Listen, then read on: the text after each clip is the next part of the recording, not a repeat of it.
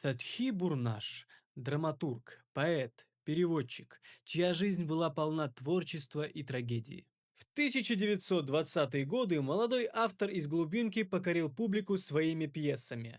Романтическая трагедия о вечной любви Тахир и Зохра и лирическая комедия Яш-Черекляр стали классикой татарского театра. В 1923 году Бурнаш стал одним из создателей и первым редактором знаменитого сатирического журнала «Шаян», был директором Татарского академического театра и редактором крупных газет.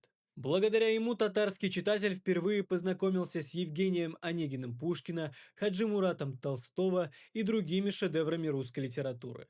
Как поэт он написал сотни стихотворений и десятки поэм, оставаясь последователем школы Тукая. Яркая жизнь творца оборвалась трагически. В 1940 году он был арестован по необоснованному обвинению в пропаганде национализма. 1 августа 1942 года Фатхи Бурнаш был расстрелян, реабилитирован лишь посмертно.